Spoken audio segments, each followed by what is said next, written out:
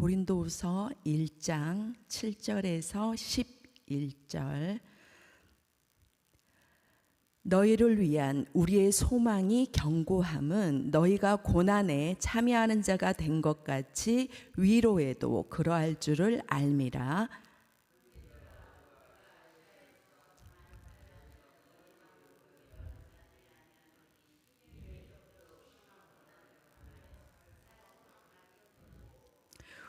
우리는 우리 자신이 사형 선고를 받은 줄 알았으니 이는 우리로 자기를 의지하지 말고 오직 죽은 자를 다시 살리시는 하나님만 의지하게 하심이라.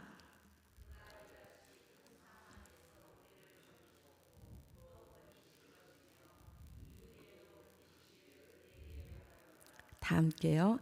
너희도 우리를 위하여 간구함으로 도우라.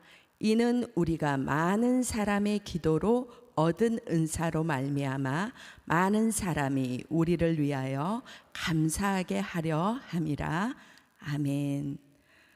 네, 이 새벽 아침도 우리 하나님 앞에 예배하러 오신 여러분들을 주님의 이름으로 축복합니다.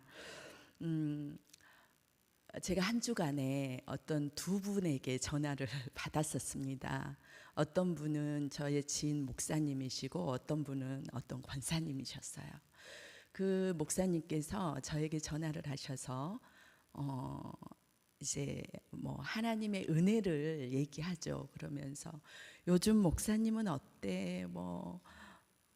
그러면서 하나님께서 내 기도에 응답을 더디하신다고 생각하니까 낙심될 때도 있다. 이런 내용이었습니다.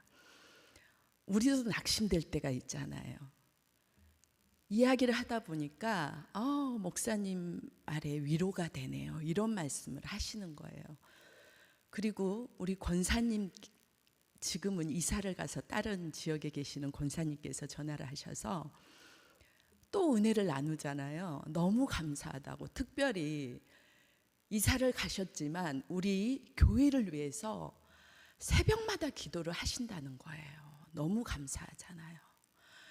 너무 귀하고 감사하다. 새벽마다 이렇게 목회자들 이름 부르시고 성도들을 위해서 기도한다는 그 말에 또 은혜를 받으면서 또 얘기를 하다 보니까 저에게는 계속 기도를 해도 두 가지는 또 응답을 안 해주셨다. 또 이런 말씀을 하시는 거예요. 그래서 또 얘기하다 보니까 아유, 목사님 말에 또 위로가 되네요. 그런 말을 들었어요. 그래서 제가 한 주간에 위로라는 그 두 글자에 좀 이렇게 생각을 하게 되었습니다. 우리가 정말 믿음의 관계로 우리가 서로를 위로하는 그런 역할들을 우리가 많이 하게 됩니다. 이야기를 하다 보면. 그런데 여러분들은 삶 가운데서 위로를 하시는 편이십니까? 아니면 위로를 많이 받는 편이십니까? 우리는 기도를 하고 있지만 더디 응답하시는 하나님 앞에 나도 모르게 불신앙적인 멘트가 나올 때가 있어요. 또 푸념을 할 때가 있습니까? 없습니까? 예를 들어서 이런 말입니다. 하나님, 제가 미우십니까? 제가 고난 이렇게 어려움을 당하는데 하나님 왜 그렇게 가만히 있으세요? 이렇게 당하고 있으니까 보기 좋으세요? 이런 멘트 해본 적 있으세요? 이제 입장을 바꿔서 우리 자녀들이 부모인 저와 여러분에게 이런 멘트를 했다면 어떤 표현으로 했을까요? 엄마, 내가 좀 도와달라고 하는데 왜 안 도와줘? 나 주워왔어? 내가 병들고 돈 없고 무시당하니까 엄마 보기 좋아? 얘기 좀 해보세요. 저 좀 도와주세요. 이런 말과 별 차이가 없을 것입니다. 이런 멘트를 우리 하나님께 했다고 생각하면 너무 부끄럽잖아요. 너무 창피하잖아요. 왜요? 우리 하나님이 능력이 없는 분이 아니시잖아요. 그런데 우리가 푸념을 하고 하나님 앞에 이런 멘트를 올려드릴 때 하나님은 무능한 존재고 우리 하나님을 수치스럽게 만든다는 멘트일 수도 있습니다. 이 멘트는 제가 했던 멘트입니다.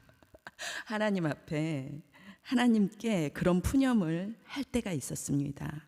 하나님, 저 이렇게 지내니까 보기 좋습니까? 왜 제 기도에 응답 안 해주세요? 저의 심령이 어떤 상황이었을 것 같아요? 땅이 쩍쩍 갈라지고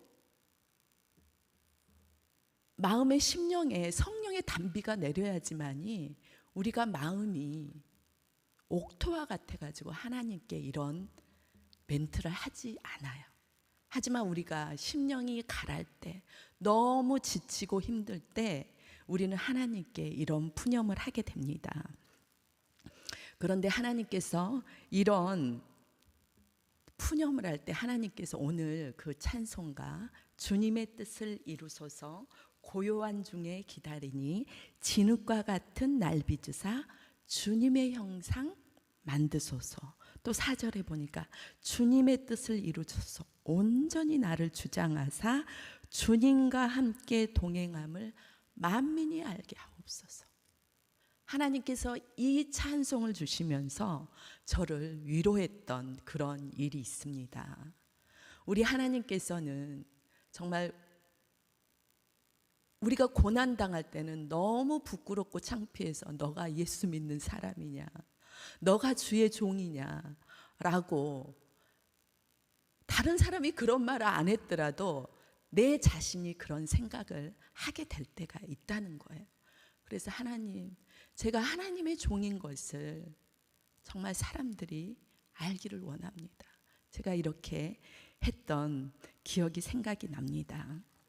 하나님께서 우리에게 이렇게 허락하신 이 고난을 하나님의 그 만지시는 그 손길을 우리는 치워달라고 기도했다는 것을 알았습니다. 하나님께서는 고난을 통해 우리를 성숙하게 만드시고 그 고난을 통해 부어주시는 그 은혜를, 그 은혜의 그릇을 우리가 받아야 되죠. 하나님의 은혜를 받아야 되잖아요. 그런데 그 그릇을 엎어놨다는 걸 제가 알았습니다. 그래서 그 찬송에 주님의 뜻을 이루소서 고요한 중에 기다리겠습니다 라는 찬송이 너무 위로가 되는 거예요. 그래서 진흙과 같이 날 빚으사 주님의 형상 만드소서. 이 고백이 우리의 고백 되어야 할 것입니다. 우리 하나님은 결코 우리를 조롱하지도 아픔을 방관하지도 않으시고 그 위로하시면서 그 문제를 통해서 점금과 같이 우리를 믿음을 성장시키는 겁니다. 그 믿음을 통해 우리가 기적을 경험하기를 원하시는 것이에요. 그래서 우리는 하나님의 그 고난의 손길은 바로 모든 사람들이 고난을 통해 하나님의 일하심이다, 하나님께서 이 고난이 축복이다라고 선포하는 겁니다. 본문으로 돌아가시면 오늘 성경의 인물 사도 바울도 하나님의 위로를 경험한 사람으로서 본문을 통해 우리를 위로하시는 하나님을 경험하라고 이렇게 말씀합니다. 오늘 고린도후서 이제 1장에서 중간 부분을 읽었는데 1절에서 3절에서는 사도 바울이 고린도 교회와 온 아가야에 있는 모든 성도들, 그러니까 이 땅에 있는 모든 성도들에게 선포하고 있습니다. 찬송하리로다 자비의 하나님이시오 우리를 통해 다른 환난 당한 자를 능히 위로하게 하시는도다. 오늘 말씀의 핵심입니다. 여기서 능히는 어떤 일을 말할 힘과 능력이 있으니까 위로하라는 거예요. 힘과 능력을 줄 테니까 위로하라는 것입니다. 우리 주님이 능력이 있으시잖아요. 사망 권세를 이기신 주님께서 그 능력을, 그 문제를, 우리가 당한 환난과 고통, 그 병들을 하나님께서 위로하시겠다는 겁니다. 우리가 정말 고난을 받을 때 죄로 인한 고난도 있습니다. 하지만 우리가 도저히 해석이 안 되고 더딘 응답들이 있습니다. 오늘 사도 바울처럼 복음을 전하면서 주의 일에 순종하면서 하나님 일에 열심을 내면서도 고난을 받았다는 이야기를 하고 있습니다. 5절에 보시면 그리스도의 고난이 넘친 것 같이 우리의 삶에도 고난이 넘쳐난다는 것을 말씀합니다. 그래야만이 하늘의 위로가 그리스도로 말미암아 넘쳐나서 너희들이 보이지 않는 하나님을 경험하게 될 것이라는 것이에요. 우리가 고난이 오면 교회 자리, 기도의 자리에 나오잖아요.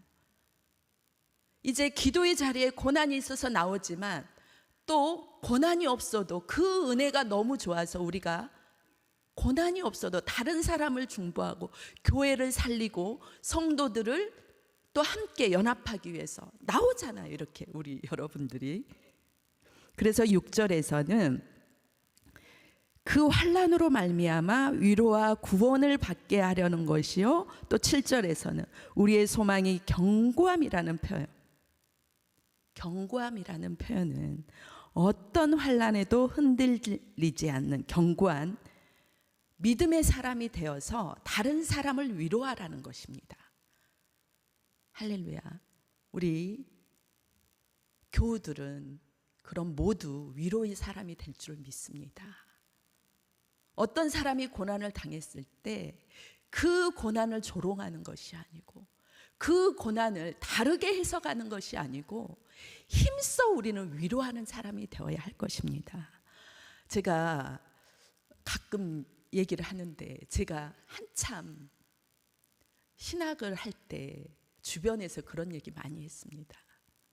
돈을 벌지 왜 신학을 하니, 직장 생활을 해야지, 막 이러면서 저를 조롱할 때가 있었습니다.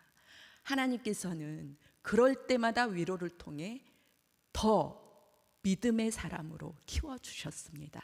그리고 이렇게 하나님께서 복음을 전하면서 위로하는 사람이 되게 하셨습니다. 그렇다면 사도 바울은 어떤 고난을 통해 위로를 받았기에 우리에게 이 견고한 믿음의 확신을 가지라고 위로하는 것입니까? 8절 9절에 보면 너희는 우리가 아시아에서 당한 환난을 너희가 알기를 원한다는 것입니다.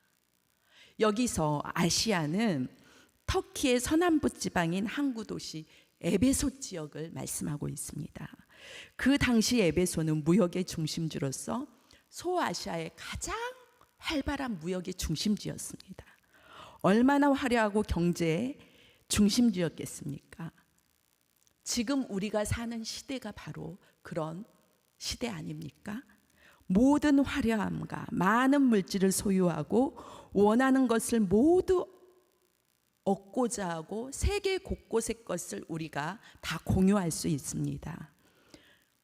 어떤 것이든지 다 흡수할 수가 있어요. 가질 수가 있어요. 그러니까 많은 사람들이 물질의 노예가 되는 것이죠. 세상 보는 게 다 물질이잖아요. 다 소유하고 싶잖아요. 그래서 많이 흘러 들어오는 물질과 문화와 삶을 공유할 수 있는 그런 시대가 되었습니다. 에베소와 같은 삶을 추구하고 물질과 환경의 파라다이스가 바로 오늘 성경의 에베소 지역입니다. 그런데 그곳에서 바울이 1절 9절에 보시면 힘에 겹도록 심한 고난을 당하여서 살 소망이 끊어지고 우리 자신이 사형 선고를 받은 줄 알았다고 표현을 하고 있습니다. 도대체 어떤 환난을 당했기에 이런 표현을 했을까요? 그 말씀의 배경을 성경을 통해 이렇게 성경을 펼쳐서 보면 사도 바울이 에베소 지역에서 사역을 2년 이상 하였습니다. 그 성경을 2년 반 동안의 성경은 사도행전에서 보시면 많이 볼 수가 있는데 사도 바울은 선교 여행을 통해 2년이 넘는 시간 동안 에베소 지역에서 특히 두란노 소원에서 말씀을 강론하고 복음을 전하는 일을 하였습니다. 고대 사본에는 바울이 오전 11시부터 4시까지 날마다 복음을 전했다는 기록이 나옵니다. 날마다. 사도행전에서 날마다 강론했다는 그 구절이 나와요. 그러니까 4시에서 아니죠. 11시에서 4시까지면 몇 시간이에요? 5시간 동안. 우리가 말씀 전하는 시간은 몇 시간이죠? 몇 분이죠? 30분에서 40분. 예배 시간은 길지만 여러 순서를 지나서 말씀은 30분, 40분, 45분 이 시간 정도잖아요. 얼마나 열정이 있겠습니까? 많은 사람들이 그 은혜를 경험하려고 얼마나 몰려들었던지 성경에 보면 창틀에 앉아서 복음을 들었다는 내용이 나오죠. 창틀에 앉아서. 그리고 창틀에 있다가 5시간 동안 복음을 전하니까 점심시간에 얼마나 졸렸겠어요. 덥고 졸리고 떨어서 죽었잖아요. 떨어져서. 매일 5시간씩 복음을 전하니까 죽었어도 사도 바울이 기도에 살려내잖아요. 얼마나 기적과 이적이 일어났습니까? 5시간 매일 2년여의 시간 동안 복음이 선포되니까 그 지역에 변화가 일어납니다. 사도행전 19장 10절에서 12절에서는 어떻게 표현하냐면 두 해 동안 이같이 하니 아시아에 사는 자는 유대인이나 헬라인이나 다 주의 말씀을 듣더라. 또 바울의 손으로 놀라운 능력을 행하게 하시니 바울의 몸에 손수건이나 앞치마를 가져다가 병든 사람에게 얻으면 그 병이 떠나가고 악기도 나가더라. 이렇게 말씀하고 있습니다. 복음에는 능력이 나갑니다. 기적이 일어납니다. 5시간 동안 복음이 전하니까 우리도 5시간 해볼까요? 기적이 일어나나 안 일어나나? 네, 일어날 줄 믿습니다. 우리 교회도 지금 순천을 거룩하게 하라, 또 성령의 능력으로 부흥하는 교회를 소망하고 우리는 기도하고 있습니다. 우리 교회가 이 모든 일들을 이루실 교회라는 것을 확신을 가지고 기도하시기 바랍니다. 그래서 반드시 우리 교회가 순천 지역에 정말 1%의 영혼을 가슴에 품고 우리 교회를 순천 지역에 성령의 능력으로 부흥하는 교회로 정말 수년 내에 이루어 주실 줄을 믿습니다. 저는 기대하고 있어요. 여러분들이 계시기 때문에 정말 기대하고 있는 거예요. 그래서 우리가 이 새벽 예배 정말 많은 분들이 나오시고 또 유튜브로 이렇게 함께하고 있습니다. 지금은 100명이 넘어가고 있는데 우리 목사님께서는 300명의 기도의 용사가 새벽 예배를 깨우는 그런 교회. 제가 이제 그전 교회에 있을 때 300명의 기도의 용사 그러면 이름을 벽에다가 다 적어놨습니다. 이름 새벽 예배 나오시는 분들 칸이 엄청 많아요. 300명이니까. 그런데 위에 몇 줄만 나오잖아요. 몇 줄. 뭐 50명 앉자기로 하면 몇 줄이에요. 300명이면. 근데 지금 몇 명이에요? 100명이 넘어갔잖아요. 앞으로 300명? 우리 교회는 반드시 이루실 줄 믿습니다. 기도하시기 바랍니다. 그래서 사도행전 19장 20절에는 주의 말씀이 힘이 있어 흥왕하여 세력을 얻으니라. 세력을 얻으니라. 기적과 이적이 일어나니까 그 지역에 변화의 물결이 일어납니다. 어떤 변화가 일어났냐면 말씀에서는 그 지역 마술로 점치면서 돈 버는 사람들이 5만 드라크마 되는 마술책을 가지고 와서 하나님이 싫어하는 그 우상 숭배하던 그 책들을 다 태워달라는 거예요. 여러분 그 당시 1드라크마가 한 노동자 품삯이라고 하니까 지금으로 따지면 우리가 뭐 하루 일당이 10만 원이라고 칩시다. 10만 원. 그러면 5만 드라큐마. 우리가 두들겨 보면 계산기로 계산해 보면 50억이에요. 50억. 얼마나 그 지역에 우상 숭배가 관영했으면 50억이라는 그 마술책을 태웠다는 겁니다. 이 시대에도 무당이 예수님을 제대로 믿으며 우상숭배했던 물건들 다 태우잖아요. 하나님의 말씀이 흥황하고 믿는 사람들이 많으니까 어떤 일도 또 일어나니까 사단이 가만히 있겠습니까? 에베소 지역에 아데미 신전이 있는데 우상을 만들어서 돈벌이 하는 사람들이 바울 일행 때문에 돈을 못 벌게 되니까 그 일행들이 선동을 하는 거예요. 지역을. 그 지역에 얼마나 돈을 많이 벌었겠어요. 그러니까 그 사람들이 유지죠. 이제 그 유지들이 선동을 하니까 사도 바울은 이제 2년여 시간밖에 그 지역에서 사역을 하지 않았기 때문에 누가 세력이 크겠어요. 자기 자신들이 살았던 그 지역에서 그 아름아름 알던 모든 사람들이 선동을 하니까 이제 그곳에 있는 모든 사람들이 사도 바울을 죽이겠다고 아데미요 아데미 하면서 선동을 하는 거예요. 그래가지고 사도 바울이 그곳을 떠나게 되는 그런 사건이 있었습니다. 그런데 그때의 심정을 사도행전 15장 32절에 보시면 내가 사람의 뜻을 따라 에베소에서 맹수와 싸웠다면 내가 무슨 유익이 있으리요? 맹수와 싸웠다는 표현이 나옵니다. 정말 맹수와 싸웠을까요? 얼마나 힘들었으면 맹수와 싸웠다라는 표현을 했겠습니까? 이렇게 그러한 기적과 이적의 사건과 사단의 그 아픔과 고통 속에서 오늘 7절에 보시면 너희가 고난에 참여하는 자가 된 것 같이 위로에도 그러할 줄 알미라. 우리가 안다는 것, 복음을 안다는 것, 그리고 복음을 알았으면 또 믿음이 확장되어서 그 믿었던 것을 알린다는 것 정말 중요합니다. 그래서 우리는 모이면 은혜를 나누고 흩어지면 전도하고 이런 것들이 생활이 되어야 할 줄로 믿습니다.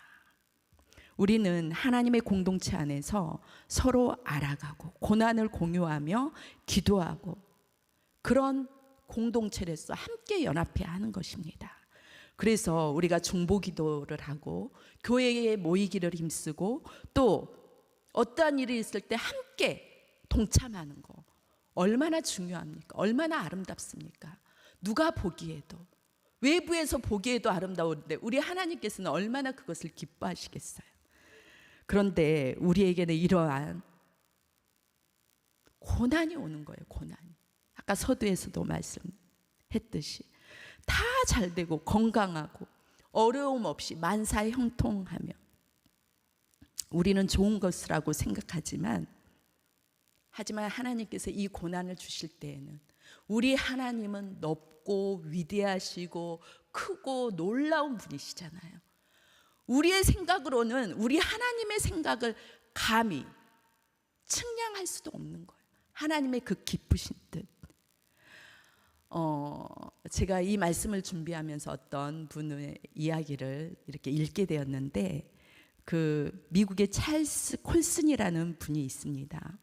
미국의 닉슨 대통령 시절에 특별 보좌관으로 재직하면서 그분이 얼마나 열정이 있었냐면 대통령 직무실 바로 옆에다가 자기 사무실을 딱 해놓고 대통령과 너무너무 긴밀하게 모든 일들을 함께 공유하며 그 넓은 미국 세계를 좌지우지하면서 이렇게 살았는데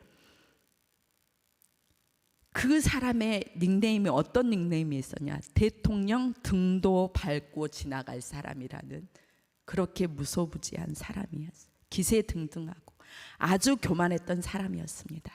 그러나 워터게이트 사건으로 닉슨 대통령이 대통령에서 물러나고 되니까 그 보좌관들이 여러 게이트에 연루되면서 그 사람은 가장 가까운 사람으로서 감옥에 갇히게 되는 신세가 되었습니다.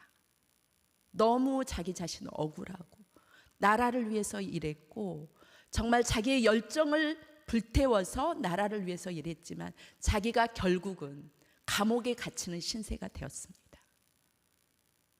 처음에는 정말 힘들고 어려운 시간이었지만 그곳에 가니까 너무 억울한 사람들이 많은 거예요. 너무 불쌍한 사람들이 그 감옥에 많은 거예요. 물론 정말 죄를 지어서 왔지만 그 죄 지은 사람들도 어린 시절 얼마나 외롭고 힘들고 고통의 시절을 보내면서 배움이 없고 아는 것이 없기 때문에 그저 죄에 노출될 수밖에 없는 그 무능한 사람들을 보면서 너무 가슴이 아픈 거예요. 그런데 그 사람이 그렇게 회심하게 될 수 있었던 거는 밖에서 믿음의 친구들 3명이서, 그때 그 대통령 보좌 시절에는 그 친구들이 그렇게 기도하고 말씀에 이런 전도를 해도 전혀 듣지 않았던 그런 사람이었대요. 하지만 감옥에 갔을 때 자기를 둘러본 사람들은 믿음의 사람들 친구들 3명이서 성경책을 넣어주고 책을 넣어주면서 믿음을 북돋고 위로해주고 그러한 일들을 했다는 것이에요.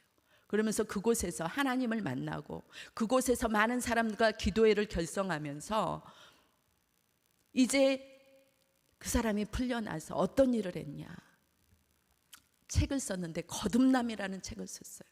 그때 그 시절에 거듭남이라는 책을 써서 베스트셀러가 될 정도로 미국 지역에서 굉장한 방향을 일으켰던 그런 사람이고, 그분이 정말 성경에 그런 여러 영향력을 끼쳤습니다. 물론 많은 사람들에게 질타도 받았겠지만 그 사람이 거듭난 이후에, 우리가 거듭난 이유가 중요하잖아요. 그 전에 때 살았던 일들은 우리 하나님께서는 생각 안 하십니다. 회개하잖아요, 우리는. 그래서 우리가 하나님 앞에 푸념을 하고 아까 저와 같이 그렇게 하나님께 반론을 제기할 때 바로 회개하시길 바랍니다. 찰스 콜슨은 그곳에서 나와서 이렇게 책도 저술하고 특별히 종교 노벨상인 템플턴 상이라고 종교의 노벨상 같은 그런 상을 받았다 그래요. 그리고 전도대원을 모집해가지고 감옥을 다니면서 죽음을 앞둔 사형수, 또 소망이 없던 감옥에 갇힌 자에게 복음을 전하는 사역을 일평생 하다가 지금은 이제 돌아가셨겠죠. 고난을 통해 그는 사회의 많은 사람을 살리고 억울한 사람을 위로하는 사회운동가로 살아가는 일을 택하면서 선한 영향력을 끼쳤다고 합니다. 사랑하는 여러분, 우리는 고난이 왜 왔는지 모를 수도 있습니다. 하지만 하나님은 선하시고 자비로우신 분이십니다. 우리 고난을 통해서 마침내 잘되게 하실 줄 믿습니다. 오늘 사도 바울도 찰스 콜슨도 자기가 당한 고난이 죄로 인한 고난일 수도 있고, 또한 내가 알지 못하는 애매한 고난으로 죽을 것 같고 삶이 끊어질 것 같은 그런 환난이 왔다 할지라도 9절에 보시면 우리는 우리 자신이 사형 선고를 받은 줄 알았으니 이는 우리로 자기를 의지하지 말고 오직 죽은 자를 다시 살리시는 하나님만 의지하게 하십니다. 우리 예수님을 바라보며 죄 없으신 주님이 우리의 고난을 대신 지시고 억울하게 죽으셨지만 하나님께서 그 죽음을 통해서 죽음을 이기신 부활이라는 영광을 이루게 하셨습니다. 그리고 그 부활 승천하심으로 우리에게 성령을 우리의 내주하게 하셨습니다. 우리 마음에. 우리는 이 마음에 성령의 능력을 공급받아야 할 줄 믿습니다. 사도 바울이 5시간여 동안에 복음을 전하니까 그 지역이 복음이 흥왕하게 되고 기적과 이적이 일어난 것처럼 우리가 해야 할 말씀입니다. 말씀을 듣는 거, 말씀에 순종하는 거, 함께 모여서 기도하는 거, 이게 우리가 해야 될 일인 줄을 믿습니다. 우리의 모든 위로자 되시는 예수님만 잘 믿게 하시려는 우리 하나님의 그 고난에 허락하신, 우리의 고난은 정말 하나님께서 반드시 영광스럽게 하실 것을 믿습니다. 우리 모두는 그 영광에 참여하는 자로 하나님 앞에 당당하게 세워질 것입니다. 그리고 많은 사람을 위로하는 자리에 여러분이 사회 곳곳에, 교회 곳곳에, 또 가정에서 있게 하실 줄을 주님의 이름으로 축복합니다. 하나님 아버지,